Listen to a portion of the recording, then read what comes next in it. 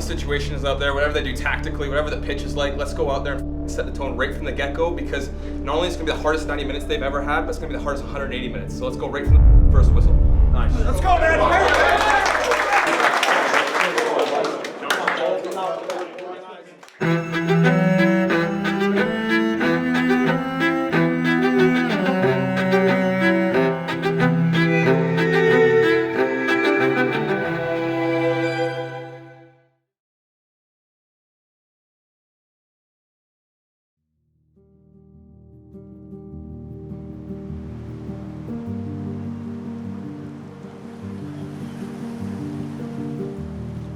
Canada's march in the CONCACAF Nations League begins here in Fort Lauderdale, Florida.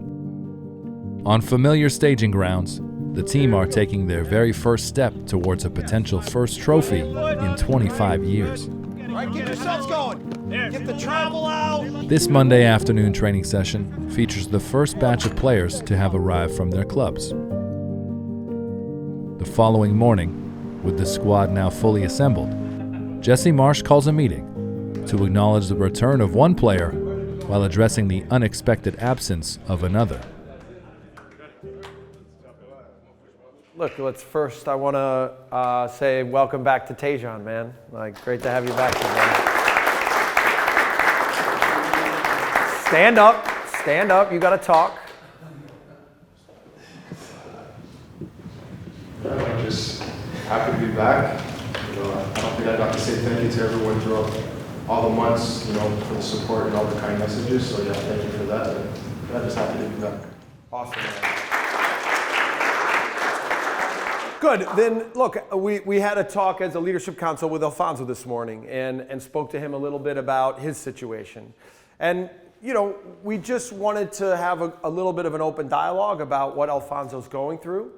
He's played a lot of matches, I mean, look, we could talk about Jonathan, we could talk about Steph, we could talk about Alistair, but, basically we just talked about, look, we need Fonzie, right? And as captain, we have high expectations for him, and we understand the situation that he's in. All of us, right? Like in world football now, the demands for different things. Next summer, you're going to have the Club World Championship where we're going to be missing some guys. But we just want to make sure that in all these ways that we have really strong accountability in this room and we understand the responsibility we have to each other and what we need for our national team, right? Because in the end, things have gone pretty smoothly for us. But like I said after the Panama game, all this only matters if when the games get tough, right, that when our backs are against the wall and we have tough games, that we are up for it and we understand exactly what it takes to be the best team that we can be.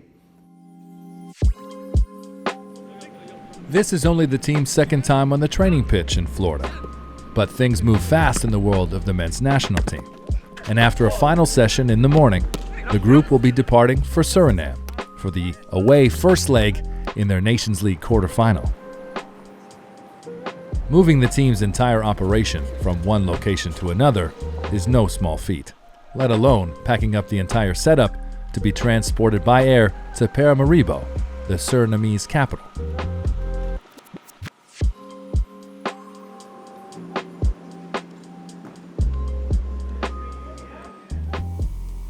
Today we are cleaning up from a training day and then preparing for our travel day tomorrow into Suriname. So we have to pack up anything's not needed tomorrow, and it'll go in a truck overnight, and then it'll be driven to the plane in the morning. So Court's wrapping up the match kit. And in terms of equipment, on our side, we're about 65 pieces. Medical's probably about 25 to 30, and then between tech and media, that's another 8 to 10 pieces. So we're just over 100 pieces. Basically, this truck is going to just go somewhere secure overnight. And then in the morning, comes back here. It will put in basically another 40 to 50 pieces. And then it will go straight to the airport. And then we're having a second truck that's going to meet us at the stadium just to grab a couple of pieces.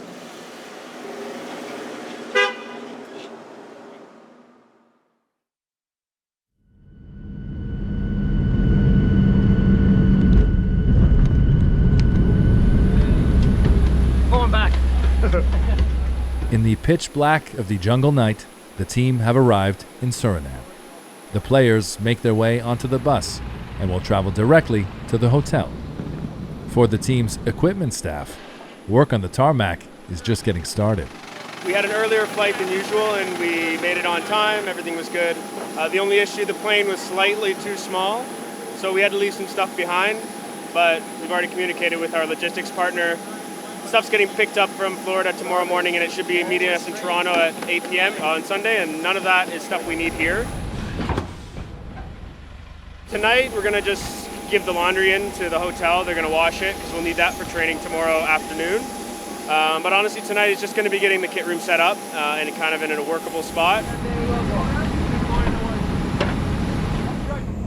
The equipment convoy winds its way through the narrow streets of Paramaribo. Once it arrives, staff from every corner of the team's operation are on hand to assist with the unload.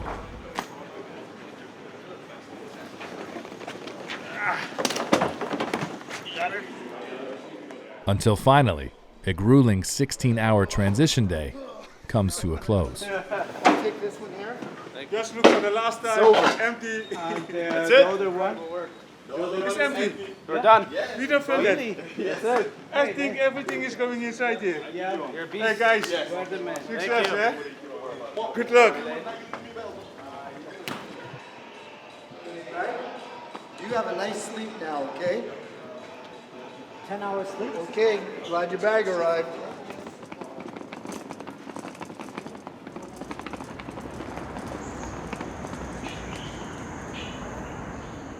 Morning light gives the Canadian team a look at the sights and sounds of Paramaribo. 95% of Suriname is covered by the deep jungle of the Amazon rainforest. But on the north coast, and at the mouth of the mighty Suriname River, the capital, Paramaribo, bubbles away, showing off its eclectic mix of culture and influence.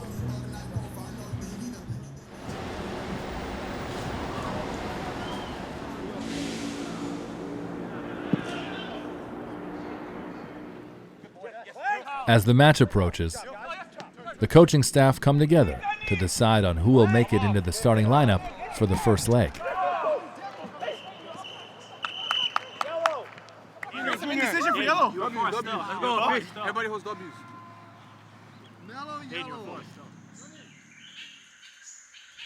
So let's just go through. We're all aligned on Dane right now. Yeah. Correct? Are we all leaning towards Joel? But I mean, we could even consider. I mean, I don't think putting AJ in the center in the back line makes any sense. I put Richie in the middle. We try. I mean, what'd you think? You didn't see second half, did you, Paul? Did you watch it or no? Yeah. I mean, it was okay, but Yeah. But I think having Richie around Becker makes sense. yeah, agree. So then it would be, and I think I think Joel's trained well. So the question is, if Kyle's out and next to Steph, for me, you need somebody to do that. I understand. I think my feeling is that Shaf and Ali will run well. We've got two guys on the outside that can really challenge them in behind. And I think the biggest space in behind is behind the fullbacks. If he's occupying these two and they're doing this, Yeah. they're going to struggle. They're going to struggle. But I think, And then you still have this yeah. and that, and you have a better base there. So right when you're circle three, I mean that you're thinking you could bring in. Also, you can bring in Matthew. Kyle or Matthew, you could bring in. Tajon. You could bring in Tajon, you could bring in Junior. We could play Oso.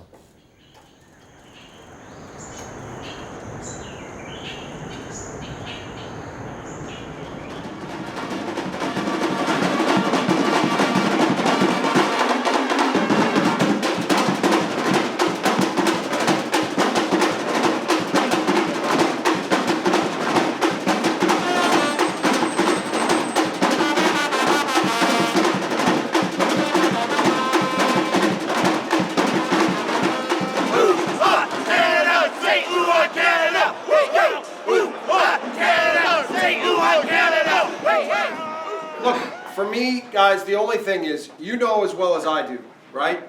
These games in CONCACAF, away matches, are never easy. We have to be hard, we have to be mature, we have to understand exactly the kind of match that we're in. And by the way, we've done that every time we've been together, all right? So I'm excited to watch you guys, and I'm excited for a really mature performance. Go ahead, Ali. Yeah, no matter what the situation is out there, whatever they do tactically, whatever the pitch is like, let's go out there and set the tone right from the get-go, because not only is it going to be the hardest 90 minutes they've ever had, but it's going to be the hardest 180 minutes. So let's go right from the first whistle. Nice. Let's go, man.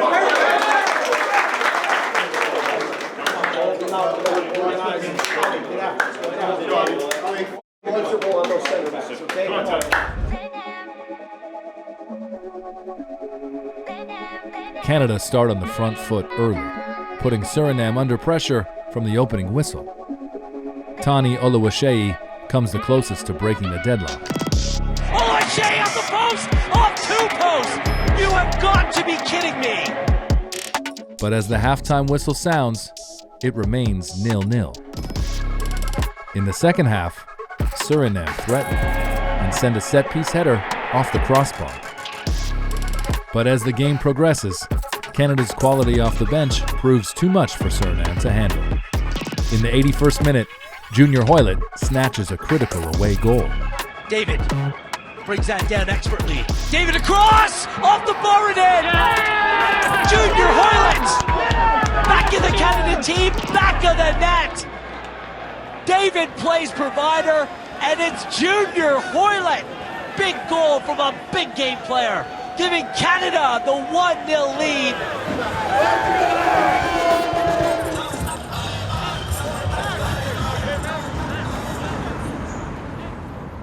The good news is, Tajon, welcome back. Great to have you on the pitch again.